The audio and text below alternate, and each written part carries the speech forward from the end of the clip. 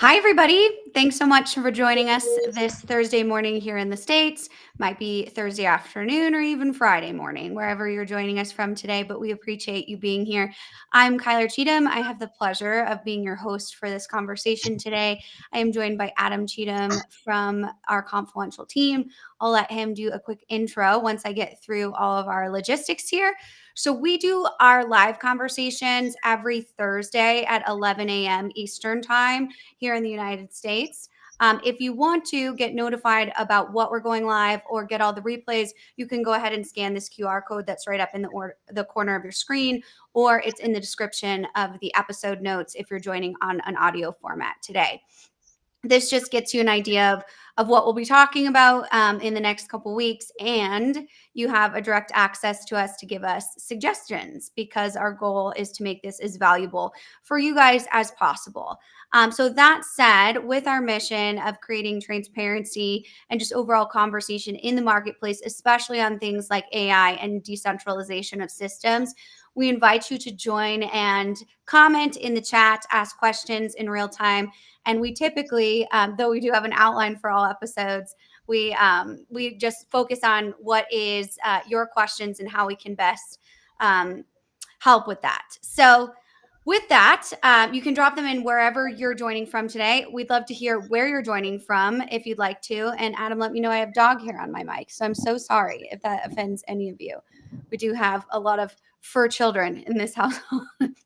So with that, Adam, why don't you introduce yourself? Hopefully your dog hair free over there. And I think he actually has both the dogs in his office, which is hilarious. And just let us know kind of why decentralization of AI is such a critical topic. Well, good morning, good afternoon, good evening from wherever you're joining us from. My name's Adam Cheatham. I'm the CEO of Confluencial and have a background in technology on the whole and how you implement it well. What I've learned in my career is it doesn't really matter, if you'll excuse me, it doesn't really matter what technology you're implementing. If you implement it poorly, you got a problem on your hands that is going to be really tough to fix. And it's more about the quality of your implementation of technology than the technology itself sometimes. I'm super interested today in today's topic on how you create an architecture for your AI itself and what an AI model looks like based on a more decentralized architecture. And that's something that we'll look into getting through today. We'll have a number of different examples on why, especially on what types of roles you can have in your AI model that will be components of that architecture on the whole. So excited about this conversation. Awesome. So with that, we'll talk about AI. And basically, what we're going to do is look at why decentralization or democratization of your data is important, and looking at an AI modeling. So, what we do here, our approach is focusing on speed to value. And that is extremely important when it comes to integrating AI. One thing we've seen happen a lot is we talk to clients, especially in 2025, and they say AI is a big strategic initiative for 2025. And we say, that is so awesome. We love that momentum, but that's not a strategy. That is a sentence, right? So there needs to be tactical implementation and technology implementation steps when we look at AI. And because we have a lot of clients that are still running a big monolithic ERP system, arguably the majority of businesses still are, depending on your industry and size. AI needs to be something that's looked at differently, but still has the foundational steps of a strategic approach for implementing technology. So, Adam, let's talk about, just real quick to set the scene, what is the difference between a centralized or monolithic enterprise level AI system versus a decentralized per business unit AI system? I think that the biggest key in that is how you talk about what's the difference between decision-making AI and advanced business intelligence, right? So you have this concept that AI has been around for quite some time. There are people out there saying we've been doing AI for 15 years plus. Mhm. I don't think so. You just have been doing something that now you're calling AI for a long time. You're rebranding something that wasn't AI as AI, and that's different. It's a lot of folks like to think of it as old AI, which is fine. It's business intelligence. It's the process of crunching through your data and figuring out how it is you can draw analysis from it. Requires a heavy hand and a lot of math from a data perspective, right? That tends to be highly centralized in one data warehouse or those types of things where all your data lives in one section. For me, new AI, if you will, is AI that takes on the decision making process itself. It learns and it starts to make decisions and it learns from the consequences of those decisions. This is what's new in AI. And Mhm. this to me is actual artificial intelligence, right? Mhm. Being able to do a bunch of math is not intelligence, it's calculation. Being able to extrapolate meaning and make a decision based on conclusions that are drawn out is intelligence. That's the difference for me from a centralized and a decentralized perspective. And in that structure and that approach, you find that the decentralized is just as much framed as a specialization, right? Mhm. And people are the same way. No individual can know all things. It's just simply not possible. Mhm. And if it did know all, if an AI, for example, did know all things, it would take so long for it to crunch all of that data and Yeah. make a decision based on today's computing powers that it becomes less useful. Mhm. Somebody's gut instinct in the way that they think about that and have experience in that specialization is more likely to happen faster and more effectively than waiting for all of the data out there in the world to be crunched into one narrow thing. Mhm. That's why these AI structures have specific specialties. You'll find that even the AIs that you play with, Copilot, Gemini, and those types of things, they're good for being able to search the internet for Mhm. answers, right? You ask it questions, it does answers, or it conducts small tasks for you, and it helps you build models. Mhm. But they're not out there doing anything other than what they're designed to do, in a way that I think is important to differentiate, especially as you start thinking about how do I take my enterprise software systems and get the most out of AI and the use of them. Yes, absolutely. And I think, that kind of leads into Mick's question here about decentralized intelligence. When we look at anything that is decentralized intelligence, we look at something that's not across the organization or right is scaled in more of an agile method, and the importance of understanding decentralization comes from a lot of the advantages of scalability, right? Being able to test and try and perfect a system in one area of the business before you apply it to the other area of the business. We call this cost effective growth, right? That means that we integrated AI into this one area of the business. We got kind of all of the kinks out of the methodology while paying for, because of our efficiency savings, because of our revenue, whatever our goals were, right? And adding that to the next level of budget to scale the AI to the next system. And one other Mhm. thing I want to kind of just touch on when we talk about decentralization, a lot of times a natural first step when looking at an AI system is to call your vendor, your ERP vendor, which is Mhm. totally fine. I think you absolutely should call your ERP vendor and see what they're doing, what they can offer you. It's always important to get a dynamic piece of feedback in these organizations. But what we need to look at is the fact that AI is not an ERP system. So when we're being able to effectively implement it and find actual outcomes that are going to lead to impacts positively for the business, we need to look outside of something that is bigger and monolithic and less flexible of what we need that AI system to be. Yeah, and I think that's a fantastic point when you start thinking about your vendors, your in general, and how it is you approach AI. They will have AIs that they're building out there today that are going to speak their system's language. That's a Mhm. great thing to have. Mhm. It's also a hindrance, right?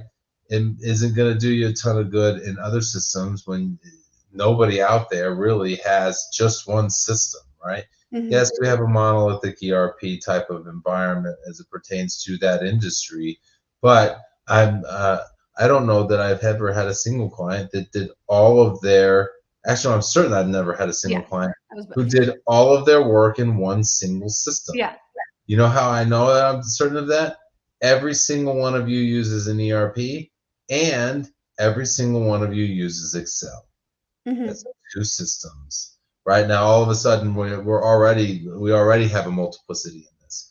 And so when we start thinking about how you use AI in enterprise software packages, you have to start thinking about the way that you want to use it in specific use cases, and then be able to build on that. The idea that do I see more value in a centralized AI platform? Absolutely. Hmm. But we're not there yet. The industry is not there yet, and Yes, maybe one exactly. day it will be. Who knows?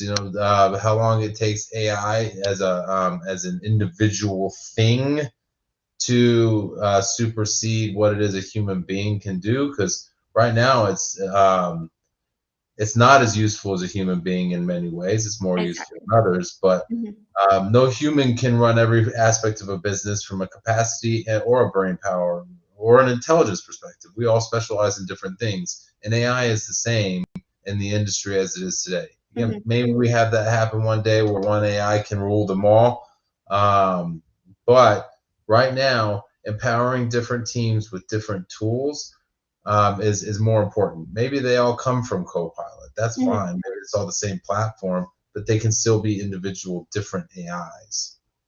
Yes, absolutely. And I think that that's a critical component is defining your AI, right? Is it a Gen AI? Is it a hyper automation within your manufacturing system? Right? Mhm. Those are two very different pieces of functionality. When we have Gen AI, it can do a lot of things, right? It can be coded and given prompts to do IT help desk so that it can clear tickets faster Yeah. and make you more efficient. Is that the same thing as running, an autonomous system within a manufacturing floor that's actually cutting and looking for things like the variances we've talked about before in previous episodes, and Mhm. all of those different very technical pieces when it comes to supply chain management. No, those should have two different strategies, two different implementations, and two different outcomes and measurement that you're looking for. Are they technically both AI? Absolutely. But should Yeah. you bucket them in the same bucket? Absolutely not. You need to look for two different things. Just like you're not looking for the same output from your ERP system as you are of your MES system or your warehouse management system. They Mhm. need to be looked at under two different umbrellas so that they can be optimized, managed, maintained, all of these different things under the same sort of umbrella in the IT bucket. Yeah, and I think that overall, the way you're talking about that is an important piece of the puzzle too, right? Mhm, Um, we talk a lot about AI and operational technologies and mhm, how you get down to the shop floor with AI. And we have clients that use AI on the shop floor in a very effective but targeted way, right? So, do you want to be able to control a large piece of equipment and make it move with AI? mhm, That's an interesting thought process. Do you want to identify quality defects within mhm, a large piece of metal and know whether it has scratches or imprints on it that it shouldn't have? That's a great application of mhm, AI. It is a specialized function that allows your AI to say yes or no.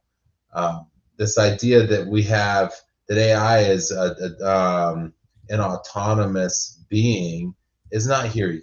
Maybe it will never get there. Who knows? But for me, it's not here yet. And the idea that that we are that close to it is still not quite there for me. So specialization is important in my mind, and the way that you do that is by creating a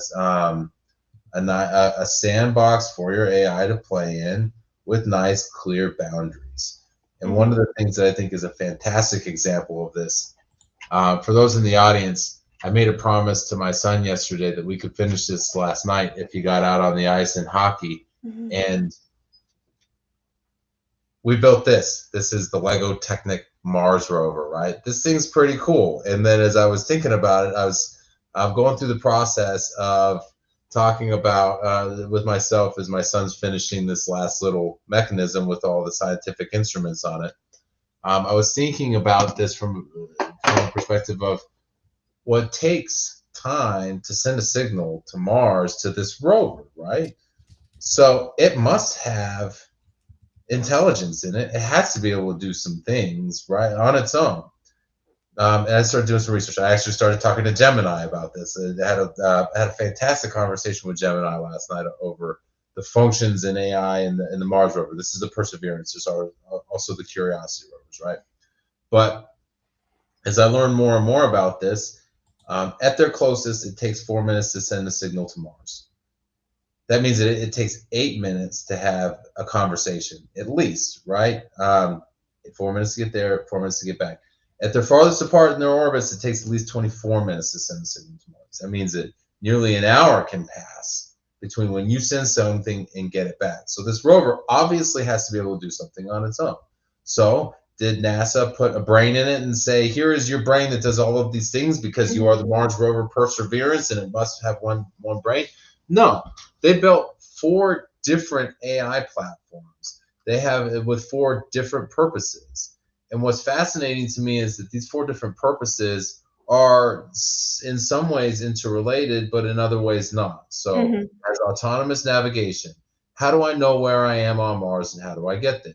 It also has terrain relative navigation. How do I go up and over mountains and rocks? How do I identify areas where I can go up or down versus where I can't? Those are 2 separate AI systems that have 2 separate specializations. You also have the Aegis function, which is for actually determining what things are scientifically relevant, and the pixel function, which is for actually doing the science experiments where it has to decide what tool do I have to do this. So one function for figuring out what's interesting and one function for deciding and conducting experiments. All like they sound related, right? You could try to cram those into the same brain, but then you'd be convoluting the function, and then the Mars rover would be less effective. And the what I find the most fascinating about this is the conversation or an article that I was reading about this massive discovery that the Mars rover made. It cracked open a rock and found sulfur crystals inside. Okay, why is this important? So I'm not a biologist or an interspatial, aerospatial biologist, whatever you want to call it. I don't know what's necessary for life on Mars and what isn't, but supposedly this is significant. How did the Mars rover know to break that rock open? It's not out there just breaking open every single rock and using its one single hammer. It decided that rock over there is interesting to me.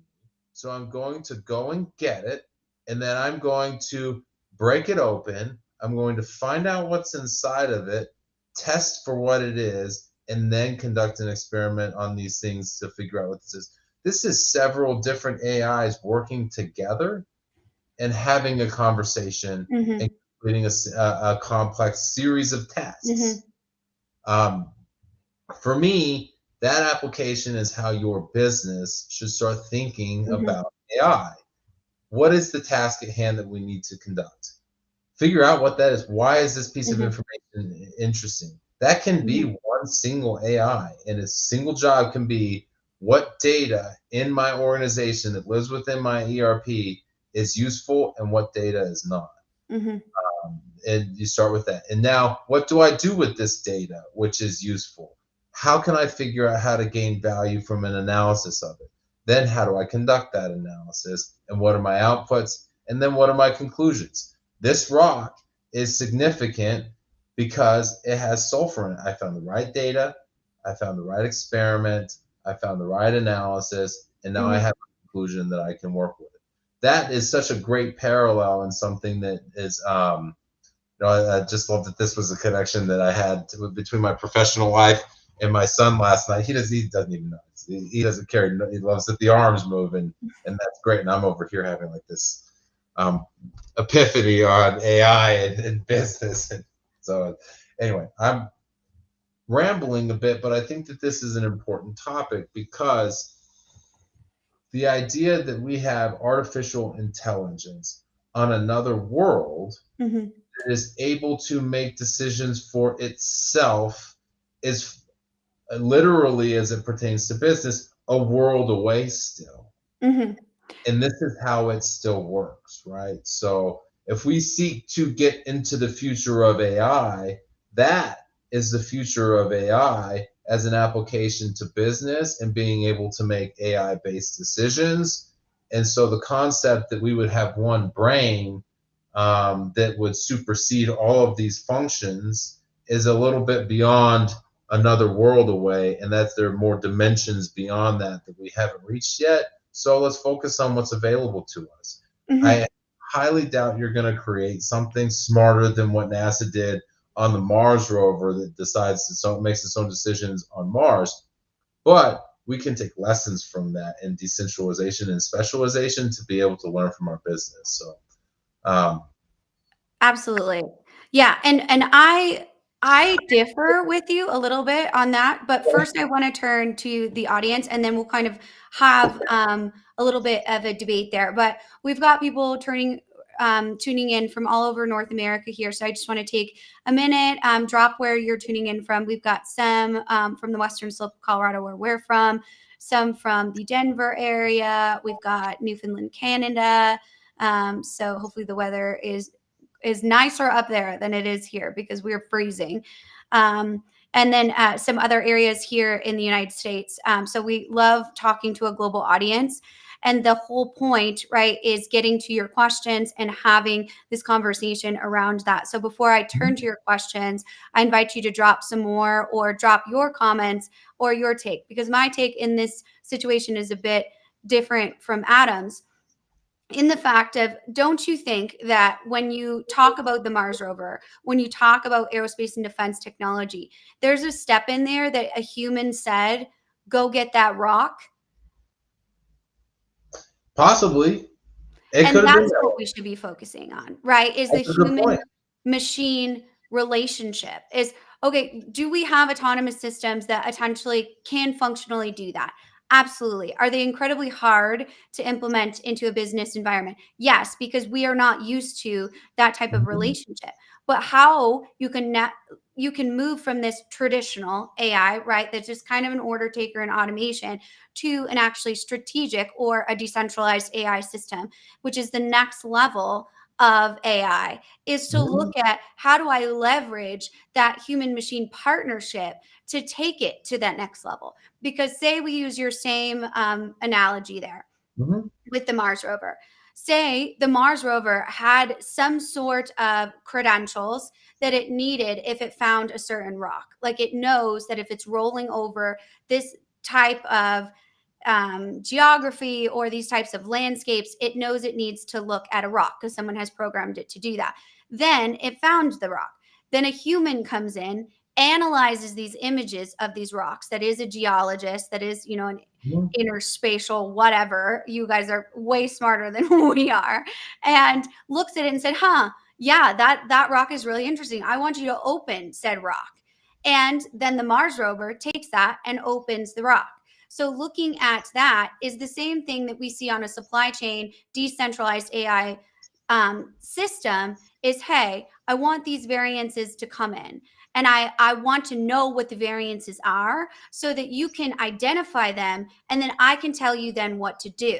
And Yeah. that's that industry 5.0 that we're going towards. So I think when we say that's not available right now, well, it's not available if you're not willing to meet the technology where it's at, change Yeah. processes and behaviors within your organization. Well, I love that because it's we talk about a decentralized AI architecture, and what you did was you pointed out a major mistake that I made in that your AI architecture and how it is you tie those things together should include people. A person in human intelligence is a part of your AI architecture. It starts to get, I mean, it starts to get a little bit Schroeder's cat type of philosophical on this. If it's not human, is it intelligent? And how does a human have a role in this and those types of things? But human beings should be a part of of Mhm. the architecture in this, especially with the interaction of this, that, and the other. And as you're thinking about technology, how you blend that together, your process should be a part of that architecture as well, and how it is you implement this technology. So I love this question from Ben Waddell Mhm. on how you use this. Do you recommend embracing AI during implementation? Absolutely, but know how you're doing it, Yeah. right? Uh, um, I've got a client right now that they use AI in their implementation Mhm. of testing, right? We've talked about this in the past with the difference in user Mhm. acceptance testing and quality assurance testing. Does the code work? You can run AI script. You can give that to an AI, test it, make sure this works the way that it's supposed to, and you can do that. There are also bits and pieces of modern implementations of enterprise software where AI is becoming baked into the Mhm. implementation process, right? But again, while I'm saying yes to this, I am also going to remember the lesson that you just reminded me of, which is don't forget to have a human intervention here. Even like Copilot, Gemini, Mhm. ChatGPT, Mhm. they all have somewhere in their interface, if Mhm. you look for it hard enough, somewhere in there that literally says Gemini makes mistakes. Make sure you double check this, right? So in your implementation, if you're using AI from one of your vendors, understand that it's artificial intelligence. It's going to draw conclusions that you may not agree with. Mhm. And you should check that. Trust but verify your AI. And that's something that when you think about implementations, yeah, knock yourself out. As long Mhm. as you're ready for it, and as long as you're ready to double check it, go for it. I got no problem with running it in through Yeah. phase one. But if you're not, that's when the answer becomes wait till phase two, right? Yeah. If you have a need that is so succinct and you have a capacity that is so tightly oriented towards implementing and not necessarily ready for AI, don't take on something you're not ready for, Mhm. because if you do bake it in and AI does some things that maybe throw things off, it's going to add a whole different twist and element to figuring out what happened. How Mhm. did that possibly go wrong? Mhm. And if you're not checking it and watching it, that's when you're going to find yourself in trouble. Absolutely. And I would say this question, I would lean towards no or it depends. So if it wasn't discussed in your phase zero planning of your ERP implementation, absolutely not.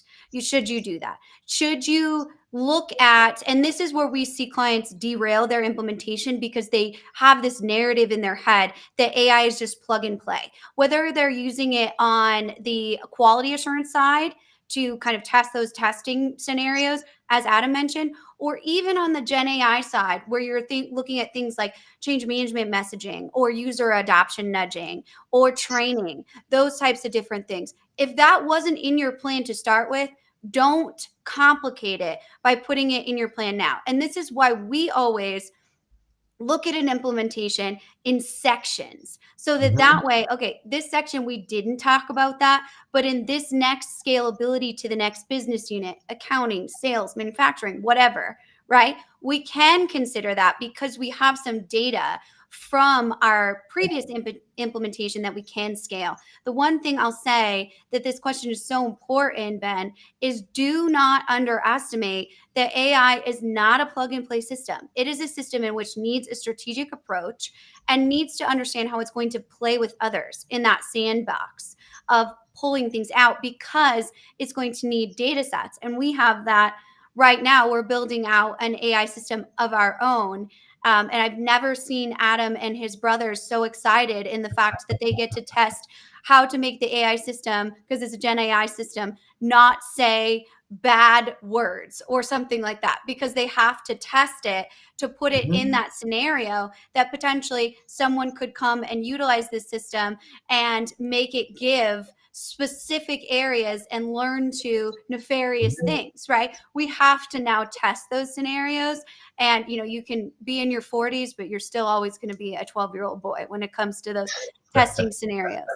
So that is And the point. I see the Mars rover, the Lego Technic set right behind the computer screen. But you make a lot of great points in there. My on the if you're not ready for it, then the answer is no. Then my question for you then is, how do you keep that under wraps then, right? Like, how do you, if Mhm. you're trying to say my team should not be using AI in this implementation, how do you keep somebody on your team from doing that, from going and asking Copilot, what should I do? I don't think you do. I don't think that that's possible anymore, and that's what we talk a lot about in our lectures at universities across the globe. Is that is not possible Yeah. anymore. So when we look at, are they going to use AI as a data source? 100%. It does not matter if you're in an implementation, does not matter if they're wondering where to go to lunch, right? They're going to utilize that, and that's going to happen. There's certain security risks that you need to inform your teams about. We see 9 times out of 10, these cyber attacks or ransomware attacks were done or caused or opened by an employee that was only trying to do a great job, go above and beyond and utilize their resources. They had zero idea they were opening their system up to vulnerability. And that's why we need to train up to these Yeah. new conversations, because we cannot lock, you can, I promise you, you can try and lock down your system as much as you want. It's not possible. So Oh, you yeah. embrace it to a chance of, that's what we're doing. But from a strategic standpoint, are we using AI as one of our milestones and initiatives in this implementation planning? If we didn't talk about it in phase 0, absolutely not. Yeah. Can we look at it in phase 2? Should it be on the roadmap? For sure. Yes. Yes, Mhm. absolutely. But since that wasn't part of our initial plan, we're not going to put the project at risk and deviate from what we already planned to do. We've got enough deviation that's just going to happen naturally, right? Go out, use Copilot, ask it all of these different questions, utilize that tool, but do Yeah. not come in, and Copilot can't do a scenario testing in that phase anyway. It could potentially do the change management conversation and those types of different things, but those should be looked at by many different eyes. So even if the foundation is formulated by a Gen AI service, that doesn't mean that that needs to be the final piece, because I'll Yeah. tell you right now, when I get an email that says we are thrilled to stop rating, done, stop reading, because I know that was already written by a computer and it's lost all legitimacy to me. Well, that's an interesting thought process on the genuine nature of the use of AI, right? Mhm. So how do you use AI in a genuine way, and how do you allow AI to have a conversation for you in a genuine way? Can AI be genuine? This is where you get a little bit more beyond that thought process of philosophy, in that, can something of artificial intelligence have genuine intent? What is that based on? Mhm. Does AI have morals? That's maybe a conversation for a different type of discussion. But you start thinking about those types of things when you read these emails, and you know that maybe this wasn't important enough for somebody to write on their Mhm. own, so they use AI. There's a lot wrapped up in that. One thing that I am curious, though, from a perspective of our listeners, and I'm asking the internet on the whole at this point, there must be a way, and this is one of the what I think is one of the biggest opportunities for AI to solve in an implementation itself, is how do I plug? I want to, and this is a dream thing. I don't know Mhm. exactly how this happens, or if somebody can do it. I would love to learn, but I would love to plug an AI into my legacy ERP and have it say, here are your processes Yeah. Yeah. as they exist. Here are your workarounds where you're using busted systems and where you're using busted custom code, so that it can then highlight, Mhm. almost like high contrast material on an x-ray. Here are our busted spots and our pain points Mhm. visually, and this is how you translate that to this system in an Mhm. ERP, agnostically, right? I don't care what ERP it gets plugged into, because that's a different part of the Yeah. conversation. I want to know what my future state ought to look like based on an AI going into my ERP that I'm using today and identifying my pain points where I have problems. That should be something that's possible. It should also be able to tell me what my requirements are now from that. Yeah. and all these things. That for me is um, an incredible opportunity for AI to solve something that could possibly cut implementation timelines on projects short by 3 to 6 months. Think of how much time you spent Yeah. documenting your processes. And then think of how often you changed your mind because that process was documented 6 months ago Hmm. and it's different now. You changed your Absolutely. process. Now you're going back, you're rewriting, you're Hmm. adding time to your Hmm. timeline. Uh-huh. If you could shorten that and narrow that opportunity for change in an implementation, this is a tool that I would love to see AI bring to Hmm. the table that would add an immense amount of value. The other pieces that I think are interesting in this is you mentioned, and I'm curious about your opinion on this. You say if it wasn't in phase zero as part of your plan to use AI, and now you're in the middle of an implementation that's Hmm. kind of faltering and you're trying to figure out what's going wrong. Is there an opportunity to have an AI tool in Hmm. there to get things right? Yeah.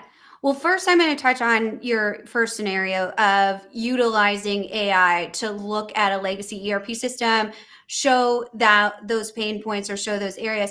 And that is absolutely possible today. The challenge, right, is now we've seen this rise of AI and the absolute crash out that is traditional ERP systems. And so, right now, this is a perfect scenario with the SAP and Celonis lawsuit, right? Because SAP has now, with their Rise of the Rise program, bundled all of these different systems together. So could Celonis go in and look at a legacy ECC system and mine all these processes for these inefficiencies, look at all of these things? Yes, they absolutely could do that. The challenge, though, now is that SAP and other systems start charging customers for exporting that data because it's their IP. And that's where we start to see this messiness around, like, should we do the right thing as the industry, give these tools that and these technologies that could really fast track ERP implementations or even lead us to clean core scenarios? We absolutely have that exists today. The challenge is the politics and the market share within enterprise technology as we Mhm. see these huge, systems that are SAP and that are going to own the marketplace. They can't do anything with those because of what they've locked into with that. Can Signavio do that? I mean, to an extent, man, but not to a Yeah. level at which a third party system could come in and a third party AI system look at your requirements. And then we've seen these rise of this like third party, especially with SAP, where I can get your data migrated in 5 days. I can get your data migrated with my eyes closed. I can get your data migrated in my sleep.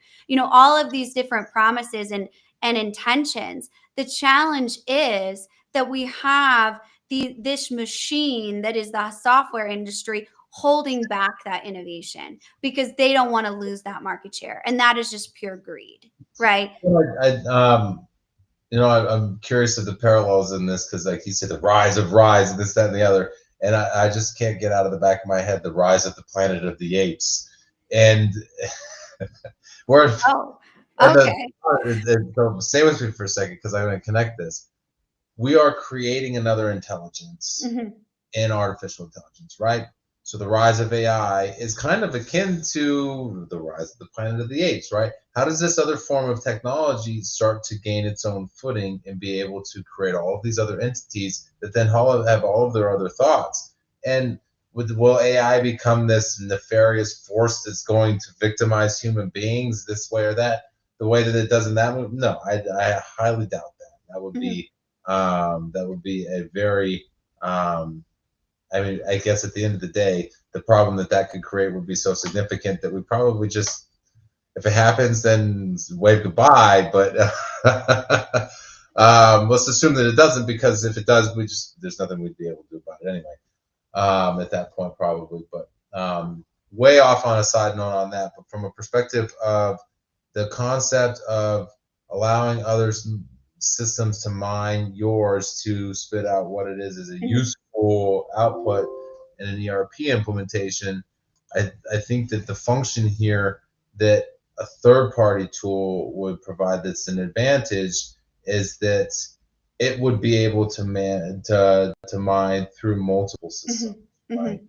SAP is going to want to do SAP, and Oracle's going to want to do Oracle. And they want to focus on theirs because their whole purpose is to consolidate, right?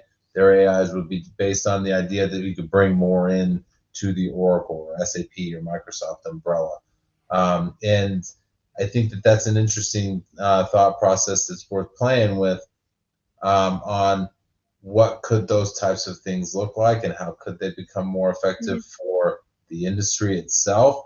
And I Mhm. read a quote the other day that I think is also bouncing around in the back of my head, and I promise this isn't as weird and silly as Rise of the Planet of the Apes, but it's the thought process that I think is applicable to ERP vendors. So I'll adapt it to this, in that I think you can safely say ERP vendors will do the right thing once they've tried everything else. You can always count on an ERP vendor to do the right thing once they've tried everything else. Like, I think that's an interesting thought process.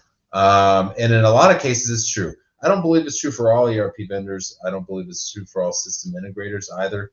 But there are some out there that you need to watch out for because they will only do the right thing after they've done everything else. And they'll come to you and say, we have AI and it will solve all of your problems. Again, back to we've been doing AI for 15 years. And then you click through their website and all of their AI is based on these analytics that are not even intelligent. They're not even smart use cases. And I'm Yeah. not talking smart like smart AI. Yeah. they're not even Intelligent. they're not Intelligent. even a smart comparison to what AI can do. Yeah. They're just a blind um, rebranding of something that's not intelligent at all and Mhm. saying this is AI as if you're going to believe it. And if you do, then you're probably working with an organization that doesn't focus on adding value as much as it focuses on pulling you into spending money. Yeah, absolutely. AI is not a silver bullet, and that's the second piece of that question is could you use AI to right a wrong implementation? Absolutely, you could utilize AI to right the wrong, but it is not the first step, it's not the second step, and it's not the third step, right? The It's first a step tool. is looking at what is going on here and having an independent assessment. We come in a lot for troubled implementations because it's gotten so messy and all of these different people with all of these different agendas. And I mean, I don't judge SAP for shoving SAP tools on that. That's their bottom line. That's how they Yeah, get paid. They've actually done yeah. a genius thing in the marketplace. They created their own problem and then created a product to solve it that now everyone has to buy. Like, I mean, that is genius. In that, is it the right thing to do? It depends on who you ask, but it's certainly the right thing for their bottom line. And that's what you Yeah. have to understand is everyone has a specific agenda in here. So if you have a troubled implementation, you're thinking, okay, can I use AI to fix this? For sure you can, but not when your vendor's like, don't worry, I got a solution. If they had a solution, they would have already used it and your implementation would not be in trouble, right? You wouldn't be in Right. the red, or they can fix a piece of it, but you're measuring at an enterprise level. This is your implementation for your business. They're just concerned with their system and implementing their system, not because they're horrible people. It's because that is their job, is to come in and technically implement their system. The way you use it is your job to find someone who assists you through Oh, that. yeah. Well, that's So something that is always so prevalent in some of the expert witness yeah, conversations that I've yeah, been involved in is inevitably the vendor side says, well, the system works for everybody else, so it's not the software. yeah. Software's fine. It's you. It's you that And a lot messes of times it is. Yeah, a up. lot of times it is. But there can be things that like we come in and we put pressure on vendors all the time. Like, dude, come on. You got to be able to do this for these guys. Mhm. That's our role, right? Is coming in and being like, especially in a relationship where now they've stopped talking to you, the first red flag we always see is my consultant stopped talking to me, my vendor stopped talking to me, my SI stopped talking to me. We know when they when they stop taking your calls, there's a big problem there, right? And you Mhm. need to figure out how to open up those lines of communication. And you need someone to come in and really heal and triage that, because it's going to Yeah. be 10 times more expensive to break off that implementation midway. Not to mention that I would argue that your workforce won't trust you with another technology again in 5 to 10 years. They do not forget when you failed at this, and that is almost harder, right, to look at And if it's than, only 5 to 10 years, you're lucky. yeah, I've worked I with agree. organizations that are scarred still from an Yeah. implementation 20 years ago. And to be honest, I would venture a guess that anybody that wants to build a long-lasting business wants to be able to attract and retain talent Mhm. for decades. And organizations love to be able to say, I have people that have been working for me for 10, 15, Mhm. 20, 30 years. That's a badge of honor, right? So those you should remember your last implementation in that regard. Organizationally, you should have a memory of that Mhm. because you want to have people that are around that long. Mhm. And if it was scarring, then they'll remember that. And that's not Absolutely. exactly what you're looking for. But at the Mhm. same time, it's also not always avoidable that things are hard, right? So, Exactly. um, And AI is not a solution to that. It is AI does not make it less hard. It makes it more hard because there's more things to manage. Efficiencies, yes, that is a great tool for AI. Someone needs to manage those efficiencies. They break when you cough because the technology is so new. There oh yeah. needs to be a plan for that. And So, I think that the thought process is AI should be a tool for your people, mhm, right? And you can give your AI tools to use as well. That it can then solve problems for your people, and your people can check it. But the thing that I think about in this is a drill, right? Does a drill put a hole in the wall? No, the drill doesn't do it. The person who puts the drill bit in the drill creates and the then puts it to the wall is the one that drilled the hole in the wall. mhm, The drill just actually served as the tool for making that hole. That's the difference that you got to be aware of when you're talking about AI. Will AI implement your software for you? No. AI mhm, can serve as a tool for doing that yes, better. Yes. mhm, AI can serve as a tool for figuring out where your problems are and helping you solve them. Yes. But you need to do that. You need mhm, to drill your own holes. You need to hang your own pictures. There's nothing else that the mhm. hammer's not going to do that for you. So use your tools the way that you ought to. I do Yeah. want to, before we run out of time, I want to answer this question that Mick has on who becomes responsible for intelligence orchestration. I And think this just is, just to go pause ahead. there before Adam steals my thunder on the hosting side, we will get to all of these questions. I promise you. It's always hard to keep him aligned of like what we're doing, but in this scenario, if you put a question in here, we'll always come back and answer it. So I want to make sure that I let you know that this question for those listening in our audio format is: how does decentralized AI challenge the traditional role of the CIO or CTO who becomes responsible for intelligence orchestration, which I just like love buzzwords so much. So I'm going to use that 5 times today. So, Uh, There you go. Well, for me, the answers to that really is your CIO or CTO is Chief Information Chief Technology Officer, right? You could certainly have a Chief AI Officer. That would mhm. be an Many interesting people thought do process. now. It's kind of like an interesting blend between HR and IT at that point, right? How do you manage your AIs and this, that, and the other? Who gets them and where? But for me, where we are as an organization and as an industry, I would say that CIO, CTO, the whoever runs your tech departments is responsible for the intelligence orchestration of this. Hmm. But the most important part of this is that the creation of AI really depends on the relationship between the business and IT, Hmm. right? This is about as tightly wound to the idea that IT's job is to create value for the business as it gets. If Mhm. you're creating an AI and you're using an AI and you're modeling an AI and you're creating an AI model with multiple AIs in it, you are trying to use technology to solve problems. Mhm. And if problems don't exist to the business, then you're solving problems that aren't worth solving.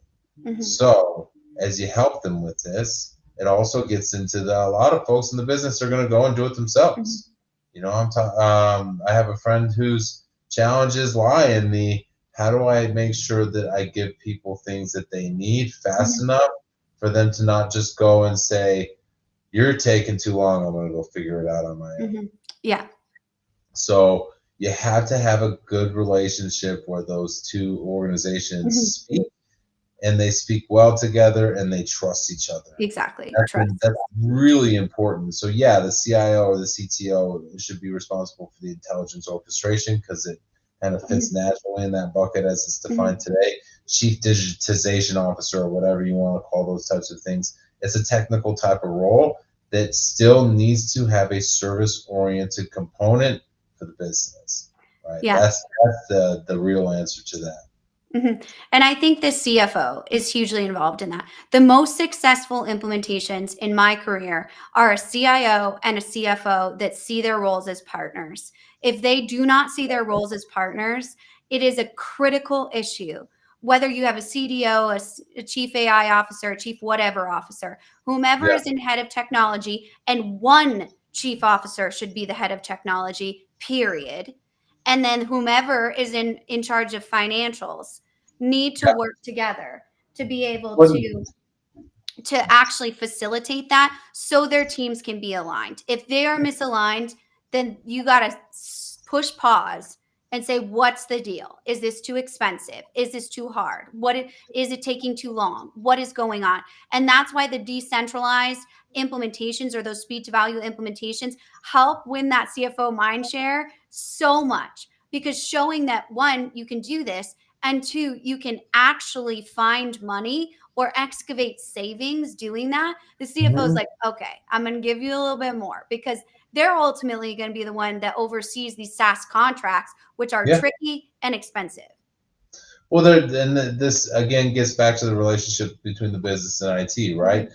Does your CFO see your ERP as a cost and that's it, or does it see your ERP as something that adds value to the organization? Does your CFO see your AI as a cost and a risk, or does it see your AI and your AI strategy as something that is going to really add value to Mhm. the organization? And that's how like you can count on the CFO to run the numbers and say if it's going to put us in the black, we're going to do it. If it's going to put us in the red, we're not. Mhm. And they can make soft touch decisions too, right? We're going to make an investment in this. It's going to cost money that's going to pay off later and enable us to stay in the black. There's a lot of that. Um, so it doesn't necessarily always have to be tied to exactly, I'm going to spend $1 on this and make $2 on the same exact thing. Mhm. But if your CFO and your CIO and your business and your IT have a good relationship that's based on trust and value, that conversation will be much, much easier in being able to justify the spend of these things, whether they're large, small, or somewhere in between. Absolutely. And I think that's a great bridge into this question. And we'll close it out with this one. And then I'll get into the data lakes questions and those types of questions as well in there. Thank you so much for all these great questions. This is the point of these discussions. So, in what ways can decentralization of AI become a competitive differentiator over the next 5 years? And this leads right into when you're talking to the CFO, talking about what is the importance of having your own AI. Because a lot of times they're like, why don't we just buy this off the shelf platform? Like it's easier. Like I don't understand why. And a lot of times what we come in and say, you can absolutely buy that off the shelf software. Sometimes you should, right? But understand that your overall AI strategy is not driven by a specific vendor. It's not driven by the processes of an existing technology. It's driven by your own competitive differentiator in the marketplace. You could go to your SI and say, hey, I need, a custom AI solution for my manufacturing floor, and I want robotics, and I want humanoid, I want all these things. They're like, no problem. Absolutely. We can build that for you. And they build it for you. And then you realize you don't own that. And all of a sudden, your competitor down the street has the same exact technology. The differentiator and the importance of decentralization of AI is to remain competitive in the marketplace while taking full ownership of your own technical strategy. Yeah. Well, I think is let's think about race cars, right? How many, when it comes down to it, you talk about Indy, you talk about NASCAR, whichever you want to talk about. We're racing vehicles. How many of those vehicles are made by the same brand, but driven differently and enhanced differently? Most of them, right? Not everybody has a different make and model of NASCAR or IndyCar or anything like that. They have common brands and common manufacturers. So when you think about what differentiates each of them, it's about how those tools, the race cars themselves, are made more effective, and then how it is they're used. That's the differentiator. Mm-hmm. So how do you make AI a competitive differentiator, and how do you use decentralization to do that? You get targeted and strategic in how you apply these roles, and you use them well so that you can then become the one who's driving that car the fastest. It may be the same car as a guy that may actually, from a perspective of torque and horsepower, perform lower. Mm-hmm. But if you can drive it better, and use that tool more effectively, you can put me in the fastest car on the planet and put me next to somebody that knows how to drive an Indy car, and I will wreck and they will smoke me. And I'm fine with that. I don't need to drive that fast. I don't have a car. I have a Jeep. I drive over things. So it's kind of that way, right? So that's how you make decentralization of AI a competitive differentiator. You use it well, and you have a plan for how you use it well. You have a strategy for what it's supposed to do, as opposed to just going after it and saying we're going to do AI. So yeah, that's really well said. Definitely a great point. And it all really comes back to the strategy and the execution of the implementation. Absolutely right.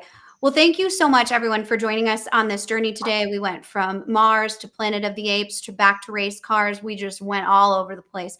If you do have questions or comments about this conversation, we invite you to drop them in the chat. You can also DM us on wherever you're watching today, or reach out to us directly at Kyler at theconfluential.com or Adam at theconfluential.com. We also have info at theconfluential.com if you have questions as well, or you have topics for additional lives. Our goal is to make this as valuable for you guys as possible, and just showing that there's many different approaches. It's not about what anybody else thinks. It's about what is right for your organization and the discovery that you need to get there. As a reminder, we go live every single Thursday at 11 a.m. Eastern time here in the States. We invite you to join us. If you'd like to get a reminder, you can scan that QR code up there. I also ask you to follow us on all of our social channels to kind of join this conversation. You can find us on LinkedIn, YouTube, at confluential.com for a replay here. And with that, thank you to the audience today. Thank you, Adam, for all of your time today. And thank you, Mars Rover, so much for being our prop today. And we will see everyone next week. Thanks, guys. Bye, everybody.